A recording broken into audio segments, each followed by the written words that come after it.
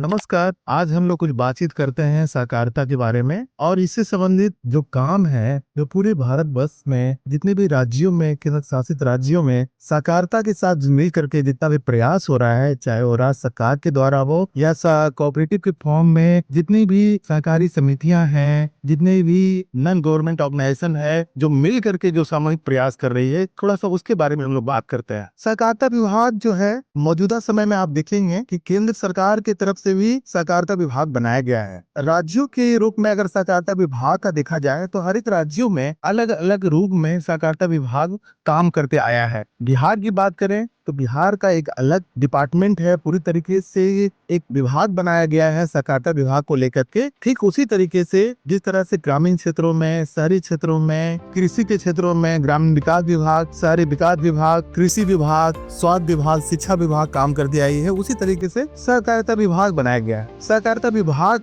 का बनाने का पूरी तरीके से मकसद यही रहा है कि कैसे सहकारिता साथ में काम करके सामूहिक प्रयास से कैसे पूरी तरीके से समाज में एकजुटता और साथ में काम करके एक दूसरे के सामूहिक प्रयास से कैसे एक जन भागीदारी सामाजिक विकास को स्थापित किया जाए। बिहार में भी इस तरीके से अगर ऐतिहासिक पहलुओं पे देखें तो सहकारिता विभाग बनाने का मकसद ही यही था। 50s के बाद में जिस तरीके से ग्रामीण क्षेत्रों में पंचायती व्यवस्था बनाई गई, उसी तरीके से सहकारिता विभाग का भी जो बनाने का मकसद यही था कि जन भागीदारी का खास करके ग्रामीण क्षेत्रों में, बाद में फिर शहरी क्षेत्रों में कैसे एक दूसरे के प्रति में कैसे जन भागीदारी को सुदृढ़ किया जाए, मजबूत किया जाए। गाँव में ऑलरेडी पहले से ग्रामीण अर्थव्यवस्था पूरी तरीके से पंचायती सिस्टम में डेवलप हो रही थी। सहकारिता का प्रयास यही रहा है, एक खास करके जो कृषक वर्ग है, एक बड़ा खास करके भारत जो है पूरी तरीके से ग्रामीण प्रधान देश रहा है। बड़ी हिस्सा जो है कृषि की आय से निर्भरता रही है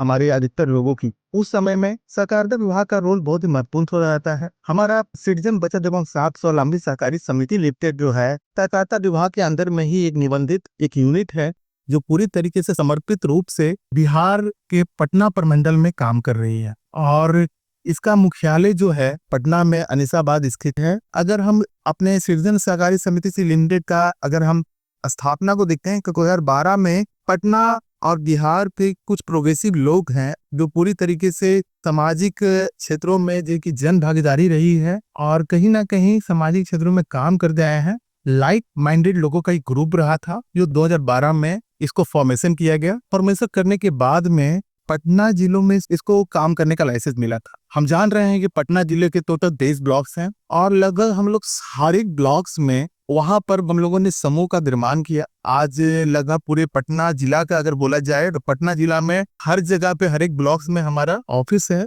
और हर जगह पे यहाँ पर केंद्र के रूप में, सेक्टर के रूप में हम लोग स्थापित करते हैं और वहां पर हम लोग क्या करते हैं, सदस्यों का हम लोग गठन करते हैं। यहाँ पर सदस्यता बनने से पहले हम लोग बातचीत करते हैं, गांव की में बैठक करते हैं, पंचायती स्तर पे हम लोग सुदृढ़ करते हैं कि यहाँ के लोगों को बचत की जो प्रवृत्ति रही है, बचत की प्रवृत्ति के प्रति लोगों को जागरूक करें। लोगों में शुरू से ही बचत के प्रति, जैसे कि जो बैंकिंग सिस्टम में जो बचत की प्रवृत्ति रही थी, जैसे आरडी, एफडी, मासिक आय योजना, छोटे छोटे बचत करने की जो सामूहिक प्रयास जो बीच के समय में कोऑपरेटिव डिपार्टमेंट की एवज में कोऑपरेटिव बैंक्स करते आई थी बैंकिंग सिस्टम के द्वारा और पोस्ट ऑफिस के द्वारा, उसी तरीके से सिटीजन का भी प्रयास रहा है कि कोऑपरेटिव का जो बैंक यूनिट जो है, बैंक यूनिट कैसे आम लोगों के बीच में सामूहिक प्रयास से स्थापित की जाए। इसलिए हम लोगों ने बचत और साख, सिटीजन बचत एवं साख स्वावलंबी सहकारी समिति लिमिटेड जो उसका पूरा नाम है, इसका जो मेन जो केंद्र बिंदु है बचत और साख। हम लोग कोई भी कहीं पे भी समूह का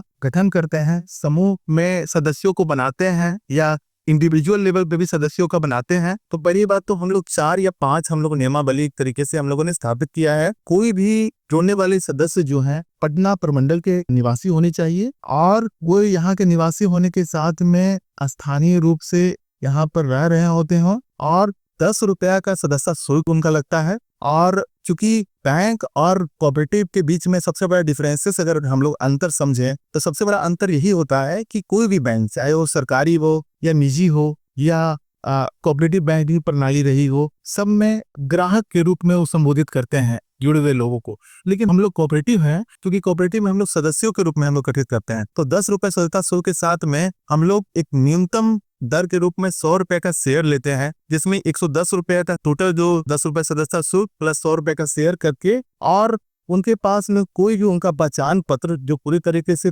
पटना प्रमंडल का वैध हो, चाहे वो आधार कार्ड हो, इलेक्शन कमीशन का वोटर आईडी कार्ड हो, ड्राइविंग लाइसेंस हो, किसी भी तरह का पहचान पत्र हो, और 4 फोटोग्राफ के साथ में वो हमसे कभी भी हमारे स्थानीय ब्रांच में, हमारे स्थानीय सेंटर में, हमारे local adviser, committee mobiliser, centre in charge, किसी के संपर्क से वो हमारे यहाँ जुड़ सकते हैं। धन्यवाद।